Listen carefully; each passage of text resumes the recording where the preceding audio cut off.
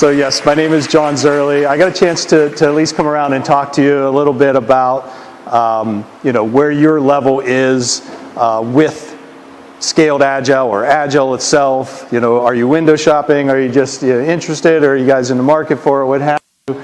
So that I can at least get an idea of where to make sure I address this. And if you have any questions throughout, please stop me. If you've been to some of the different sessions around here, I think they've been very good. I've been very impressed with some of the stuff. I was here yesterday where they talked about, dump your slides and don't do it. Get more interactive with your audience, and that's how I normally do it. So I have slides. To go into what the AI portion of my session is I went into ChatGPT and I told it what I was going to be talking about, and I had it produce all the materials, or at least the copy for my slides. I had it tweak it a little bit, and then I copied and pasted in the slides, and then added a bunch of pictures and did some edits. So most of the slides, that's the AI portion of it, is that I have the slides done by ChatGPT. All right, what we're going to be talking about is SAFe, and what I want to get across is, how our business should practice SAFe. And SAFe stands for Scaled Agile. So the three things we're going to do in the agenda is, first, I'm going to give you the definition, which I started doing. Sorry, I'm going to give you the definition. Where does it apply, or for whom does it apply? And then how would you start doing this? I'm not going to go into a ton of detail about what it is, because there is a lot to it, and I'll show you that there's a lot to it. But I'll give you the high level, because you always need to have that high level to understand where should we jump in first. So when we talk about SAFe for business, what is it? So it is Scaled Agile Framework. What does that mean? What they've done in SAFe is to allow businesses to achieve business agility. Currently today, you have a hierarchy structure. You already have people who report to whatever, right? You have your managers, and you have your senior leads and devs and testers and all that stuff. You have that hierarchy, and you put that hierarchy to work, and the results you get could vary. What you want to get to is, you want to be like the entrepreneurial companies, right? That move really fast and get stuff done all the time. But then you have this hierarchy that you have to hold to. So now you have kind of a dichotomy where they're pulling in both directions, right? You want to keep to your old hierarchy, but you want to move to an entrepreneurial style. How do you do it?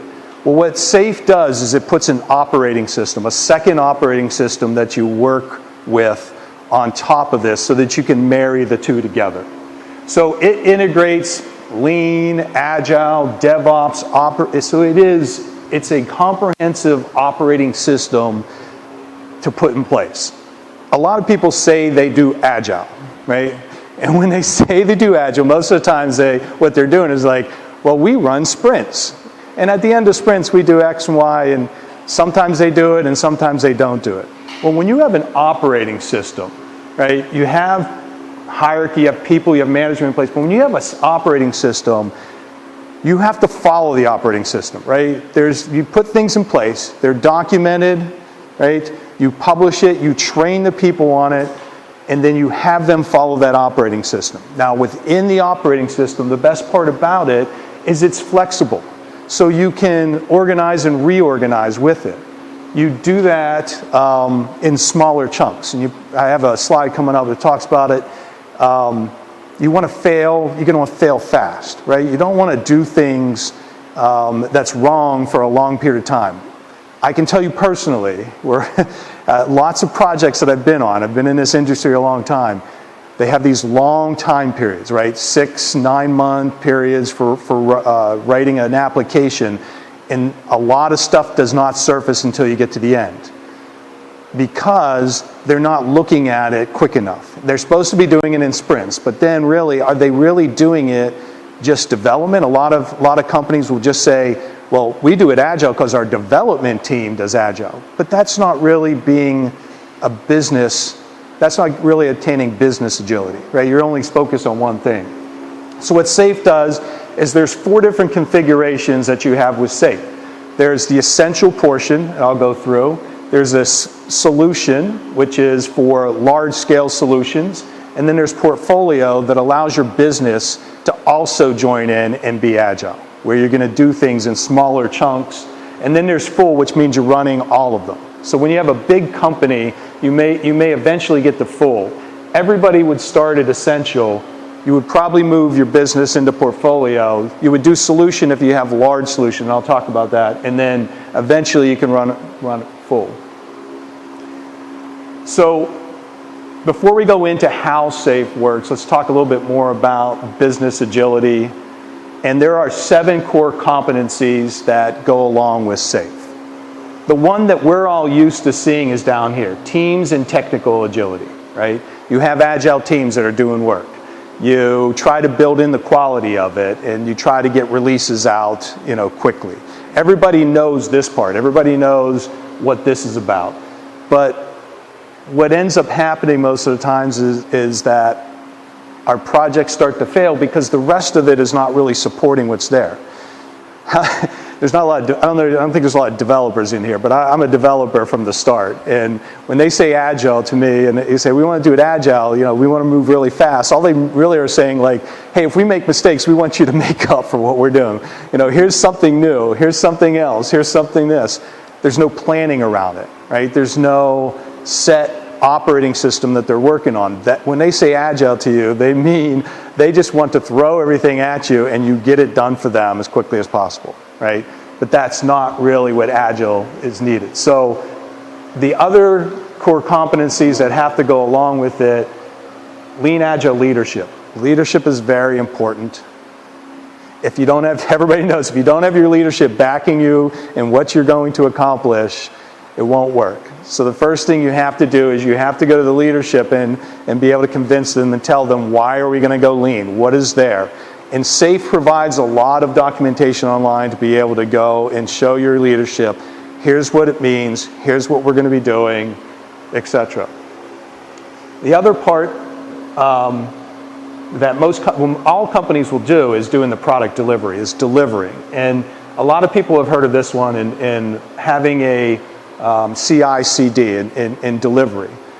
The core competency for agile product delivery on this for SAFe is both exploration of what you're trying to do. So again, getting the business involved in this. It's not just development.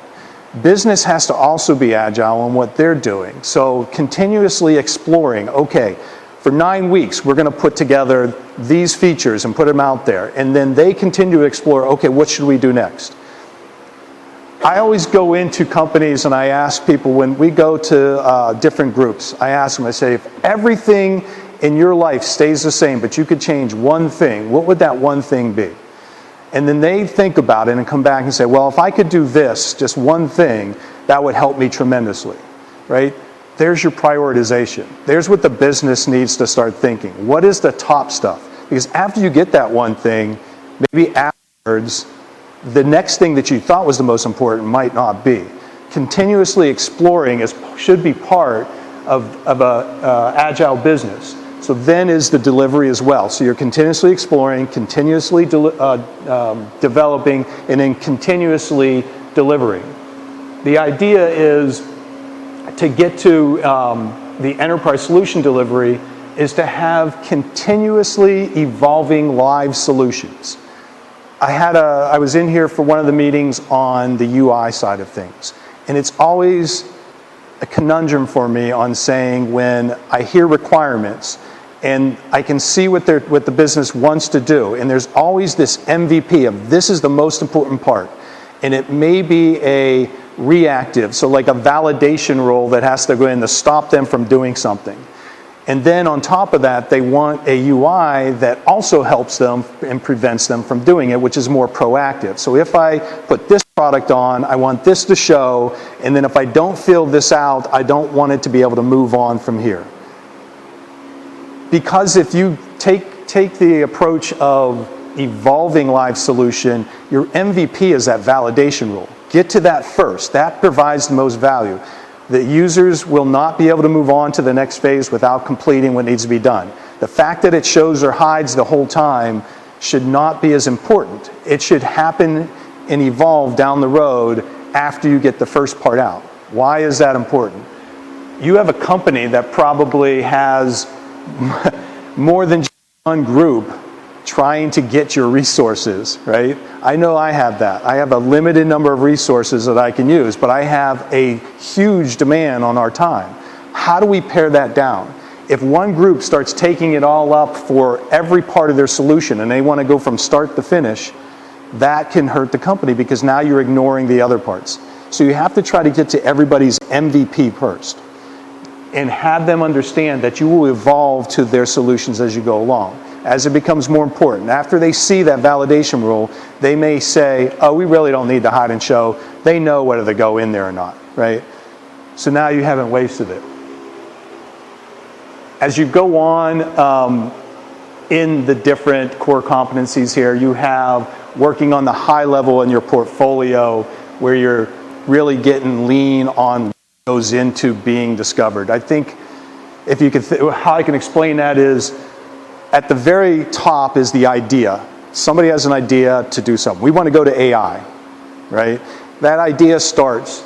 And if you're using lean portfolio management, you first put down the ideas and what the descriptions of it are, and then you start to put value on it. Well, how will this value the company?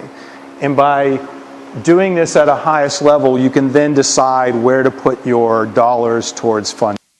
And so this gets the organization more involved at the top level of saying, what should we continue to explore more? Is AI really, what could it really give us? What are the value that it could give us? Okay, it's going to give us a lot of value. Let's go to the next part where we explore and getting into the users and talking to them and getting more details out of it.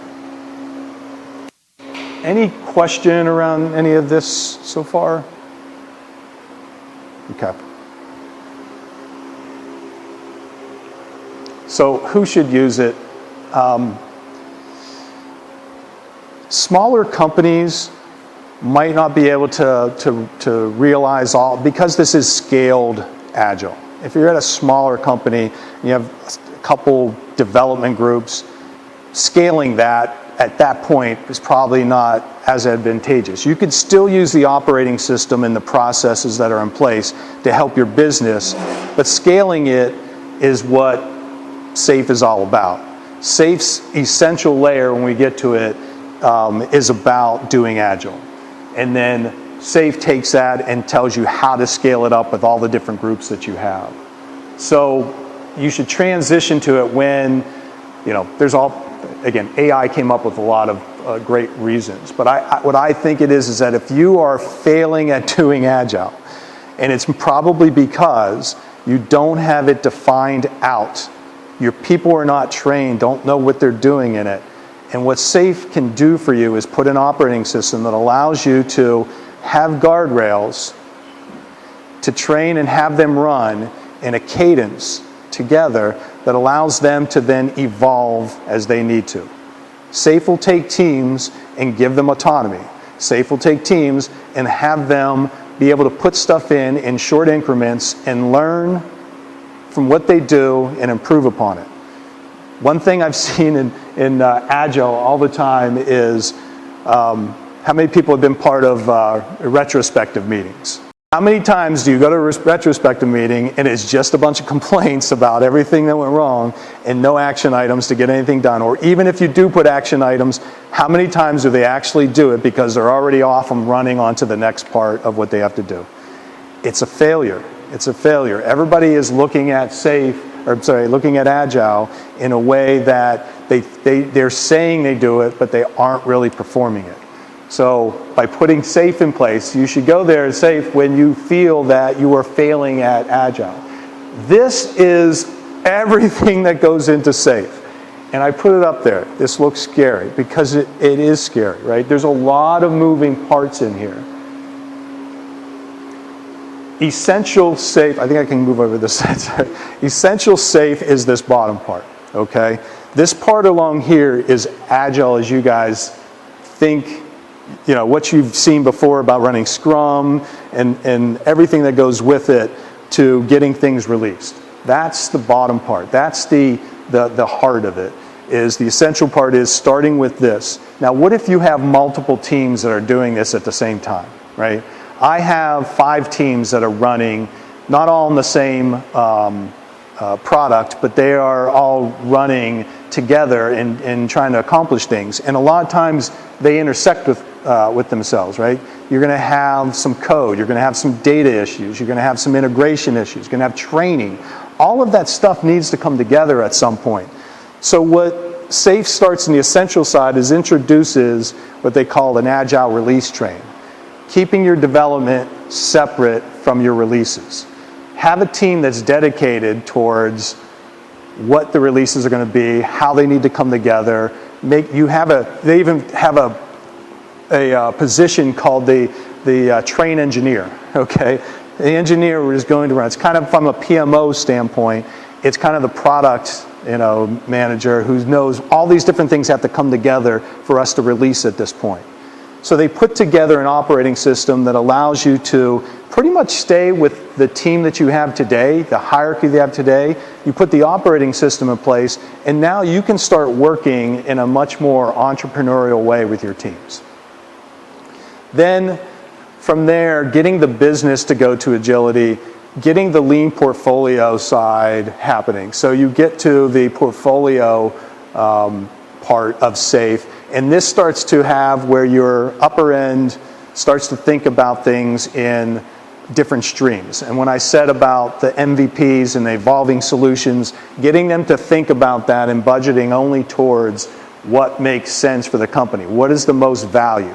Stop putting cycles towards things that are not as important to the company. And how do you get that? There's process in place that they get to select. What is the value to it? How much business value do we have? You get your architects involved in telling them t-shirt sizes and how long could this take, so they can again have as much information as they need to allow them to, I missed the time, that allow them to pick the right things so that when it comes down to then being worked on, you're working on the most important parts. You may have a project that, my company just went through doing a CPQ replacement. So they're replacing one CPQ system with another. And that is a complex, it's not like you can just keep adding a little bit at a time. It is something that you have to actually develop long period, put out there, and then have that release and do it all at one time.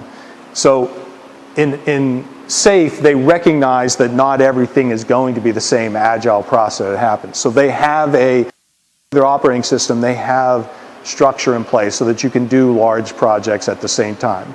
If you need to, you can run different trains. You could run a train for your portfolio and you can run a train for your large solution at the same time. It gives you the guardrails to make sure that you're accounting for everything that needs to happen. So while it looks scary, it really is broken down into these parts. This is the essential. This is the next optional that you can do. But if you were going to go to SAFE, you have to start here.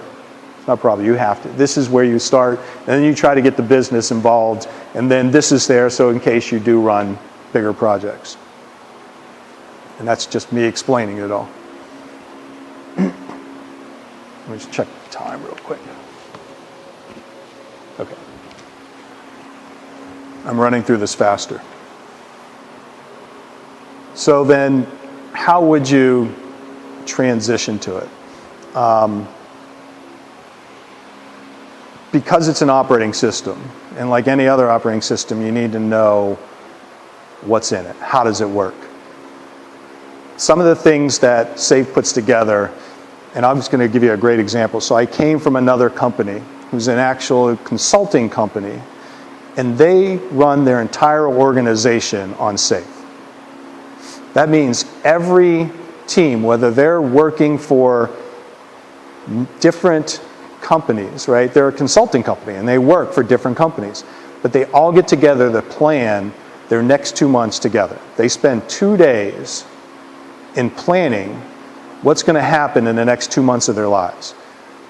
By getting together and doing that, they first learn what's going on in the company. What does that do for you? That allows you to get your employees engaged in what's happening in the company. They don't feel like they're just part of this little part. They get to hear about everything that's going on, because what's happening in that next 2 months is first explained from a business point of view, an architectural point of view, a developer point of view, to let you know what you're going to be doing. And then the team split apart and they start to plan for their next 2 months. And they put together a plan. I mean, imagine being able to talk to each other about the user stories that you're about to embark on, and then pointing out and everybody getting their input. Everybody on that team. So the teams are usually between 8 and 12 in size. It would include the product owner, include your QA people, include your developers, include your leads, include your architects. They are all involved in planning what they're going to be doing for the next 2 months. So the operating system says you must do this step. You must have a meeting. You must follow. They have a whole plan for it. Again, I don't have everything here, but you can go online. If you go back to this, if you go to SAFE online, any one of these things that you click takes you to a description of what it is. So what I'm talking about right now is this PI, they call it a planning interval. It's a PI meeting, PI planning meeting, that they go in and follow a routine. And again, it's the operating system says you do this, and then this, and then this, and then this, and then this. And it allows us to, it allows that team. So I watched as every single person in this organization show up for a meeting for 2 days straight. They had a lot of people that could be in-house. They had an office in Stockholm, Sweden. So they were able to all meet together. A bunch of them may meet together, and some will be remote. They have tools that they use in remote. But it is amazing to see everybody get together. They had been doing this for so long that it was like second nature to them. Like when you are first implementing this, it is not going to look like that, obviously. When you first meet, it's going to be chaos. Everything's chaos. But by following the plan and going through it, it becomes more comfortable. And what I saw with this company is that they were very comfortable in coming in and knowing what they had to get done, knowing they had to hear what's all going on, knowing then they had to put a plan together, knowing that if there was any risk involved, they have to bring it up. The management team then gets a chance to review those plans and then give them adjustments to do. They put a final plan together. And the biggest thing at the end of the PI meeting is that everybody has to vote on whether they feel that that they are confident that they can complete it. What's the biggest failure of Agile, the way that people do it today, is they'll have a sprint and they'll say, we can't do these stories, so we'll just move it to the next one. That kills your planning on everything, right? That has an effect that goes all the way down the line. If you have somebody who's planning a release of a bunch of features to go out at a certain date, and things are starting to fall behind, you start throwing stuff up and those features aren't done. If they don't get done, they've already been planning on the training for this. They've already been planning on the release of it, right? So how do you make up for it by not, you have to put something in place to make sure that you ensure you're going to do it. That is planning. You plan up front what you're going to work on, and then you get sign-off from the team that they can deliver it. They should be able to deliver it because they are now part of it. They will feel part of it. Whereas a lot of times now you just assign stuff off to the team and they go run off and they do their work, and then, I didn't sign off on this. I wasn't part of this. This ain't going to work. I ain't worried about it. Just kick it over to the next sprint. It's what happens. It's the reality. So we want to train and get everybody understanding the operating system. And why? Because, again, they can look at it, and we were in another meeting, and they say, make sure you have the, what's in it for me. There is something in SAFE for everybody in there. For the developers, there's things in there. For the architects, for the PMs, for the company. There's something for everybody once you get into it. So you train everybody so to make sure that they understand it, and then you organize into it and put a plan together to execute, and then you put a plan to succeed and to fail. And I mentioned this before. If you're going to fail, though, you're going to fail fast, right? If you do stuff in 6 to 9 month increments and you fail at it, it's too late to learn from that. Most of the times, everybody just feels dejected from it. And how are we going to change this? It'll never change. Nothing ever changes here, right? How many times have you heard that? When you put this together and you have a planning increment that's shorter, 8 to 12 weeks. You put that planning increment in and you plan there to succeed. Put your plan together, everybody votes on it, yeah, we're going to do well, we're going to succeed. But if you fail, at least then you fail fast, and you do the retros and you learn from it and you put it in place. The other thing that happens during a planning increment is that you're supposed to include time for improvements. If you've been a developer or if you've been part of a project, all you're focused on is what the outcome is. But you're never focused on how to make things more efficient so that the next outcome can be done quicker, can be done more efficiently. So then you can take on more capacity. You can't tell any manager that, hey, for the next 9 weeks, we're not going to do anything for the business, we're just going to do it for ourselves to be better at it, right? Nobody's going to ever allow that to happen. Nobody's ever going to give you that. So you build it in to this cadence. We build into the planning that we're going to do these features, and then we're also going to do these things that we are going to do for ourselves to improve it. Succeed, and even if you try something, you can fail at it within that 9 weeks or 8 weeks or whatever it is, and then come back and change it back or pick something new and try it again.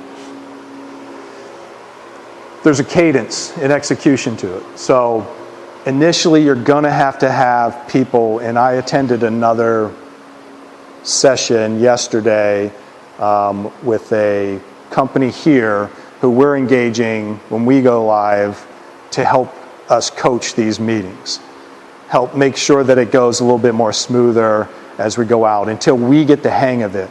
So have people that can coach the teams through these initial plannings. If you're going to think about going to SAFE, your initial start of it is going to be really rough. But once you can get into the cadence and everybody knows what their role is and what their part is, then the coaches can go away and the teams can now self-manage themselves in it. And then the last part is, analyze and iterate. Again, nothing's ever going to be perfect. I've never been part of any project that's ever been perfect. And everything changes every 9 weeks or every 8 weeks or whatever you're doing. So whatever your planning periods are, know that whatever happens, you have a plan in place to do it. So let's go back to, you take the 2 days, you make a final plan, you start your 8 weeks of work. What happens if in the middle of that, the company says, not what if, when the company says, I have something new for you to work on and it's important and you have to do it in this thing, you can pull out the plan and now you can say, okay, here's what we can and can't do. We could take this on and nothing changes, or no, we can't do that unless one of these things fall out. Help us make that decision, right? But you have to have that plan in place in order to do it. They have to know that it exists. They have to know that you were confident in completing that to begin with. The operating system is put in place to give you everything you need so that when those changes come, you can make those changes. And then analyze what happens during that, right? And go through and say, should we have taken this new work on or not? Should we have, kept some, knowing that something was coming up. I was asked about what happens during releases and having a hypercare, where more issues may come out. How are you supporting that? If you're planning and you know that hypercare is happening during the middle of your next planning increment, then you set aside some time to say, we will not put ourselves at 100% capacity, we'll put ourselves at 80. So now we have a plan that says, if stuff comes in, we can do it. Right? So you always analyze what you're doing and iterate through and find things that work for your teams. So here's the roadmap that they tell you, and again, you go online, it's another scary diagram, and there's a lot here. This first part talks about getting the team, the executive people on board with what's going on. And then talking about how you're going to organize around the value that you're going to get out of this. So I started here by saying I want to do SAFE, and talking to the management teams, talking to all the people that are going to be involved in this, and saying, what if we did this? And getting them on board. And so now the next step is to get them trained. And trained all through, from the top through down to the people who are going to be leading all these meetings, the PMs, even the developers are going to be at it. Make sure they understand what they're going to do. Now start to organize around the value that you're going to have, right? Make sure you know what teams you're going to be putting together, who's doing what. Then you create your implementation plan to say, okay, we're going to start in second quarter of 2024, and everybody is going to be on the same cadence. We're going to start our first PI planning session. We'll start these 2 days to plan the next 8 weeks of our lives and keep repeating this operating system over and over. So you create that implementation plan, and then you prepare for that first launch, and then you get in, train. They have here training the teams then down here, and that first start. So just what I said, you're launching the first release train. So they start by having that first planning session. So again, I think I had it before. Train, organize, get a plan, prepare, and train. So you're training all the way through. Then you coach people through. Coaching people through that first time, and then as you get good at it, as it gets comfortable, now you can start launching more. We have a lot of projects at my company running at the same time, and what happens is our focus goes, we got to get this one. Now and then we ignore everybody else. And now we got to get this one, and we ignore everybody else. That's not. It's in this world. That's not. You can't do that. We have to be more agile. We have to have more value to what we're given across the board. It can't just be one group that gets everything for a period of time and everybody else gets ignored. That doesn't help the company. So putting something like this in place allows us to get to a point where I could scale everything that we're doing, so all our projects can get some love, towards what they need, and then eventually we have a release, and then maybe another release that they get something the next time. How many people here are familiar with Salesforce? I know you guys are.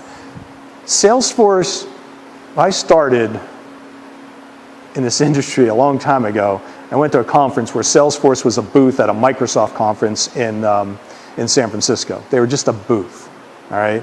Next time I was there, they owned San Francisco, and their conference was the entire town. Their releases, they have 3 releases a year. And in those releases, you look down, they give a little bit of stuff in every category that they have going on. Sales, service, what have you. Sometimes you get something, you go, man, this is useless. All they did was give us this little bit of thing. Why would I use this? This is no good.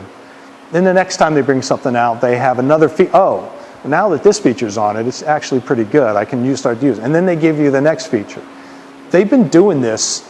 I don't know if they've called it safe there or not, but they've been doing this type of approach for a couple decades now. And they've become very successful at it, obviously, because everybody who's been involved in it, you see that you have new stuff coming out all the time. And you may not like the initial, but then it gets better and it gets better.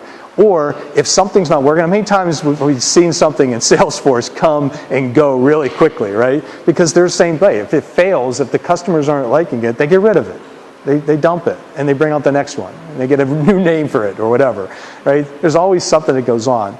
But the practice makes sense and it can be very successful. So I think I'm probably way under my time, but in the takeaways, this is an operating system, right? The idea is to get to business agility. It's not just development. It has to be business that's going to get involved too. You can do everything in the essential side of things and you will get very good at delivering, but your company will still not be agile. It'll only be that portion of the delivery.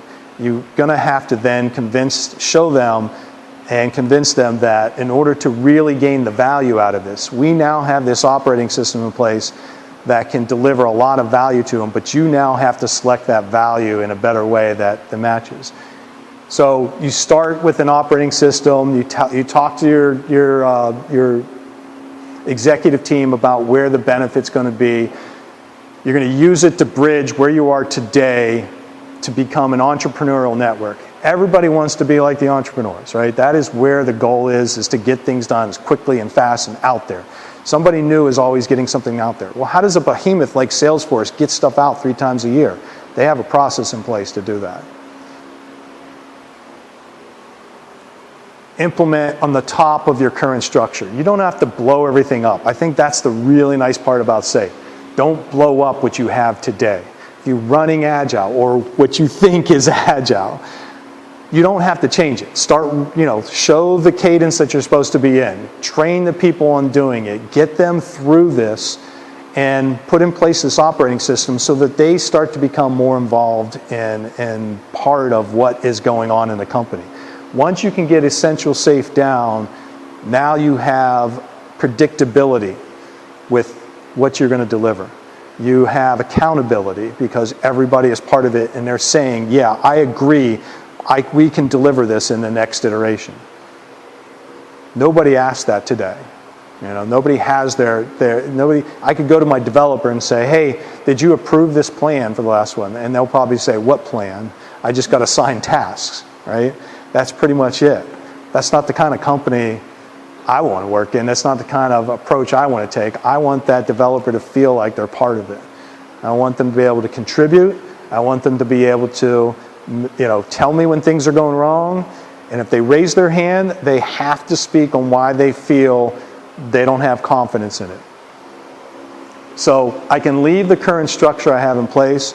All I'm doing is I'm now putting this operating system in place, and I'm going to take the teams that we have, and I'm going to break them into smaller chunks so that it's more manageable for them to work. When you have more than 12 people on a team, it becomes really messy. You really want a smaller team, that can focus in and work together. And the other thing I noticed when I worked at this other consulting company was that they get used to each other. They get used to working with each other when they do this because they plan together. They agree to the plan together. They work the plan together. If something goes wrong, they have to work the issues out because they all agreed to that. So they start to get used to each other and they start to say, hey, I'm having issues with this and this is going to cause an effect down the line, and they start to deal with it before you even hear about it. And that's the goal that you're trying to get to, is that these teams can self-manage, get to delivering what they promised, and now you have predictability, and now you can do better planning from the top side of what are we going to be able to do in the solution? Where can we release in the solution? So same thing as Salesforce does 3 times a year. If that's what you choose to do, what features are you able to give to the company in that next release so that they benefit from it? So those are kind of the 3 takeaways. That's kind of my session for today, and I can take plenty of Q&A. I have lots of time.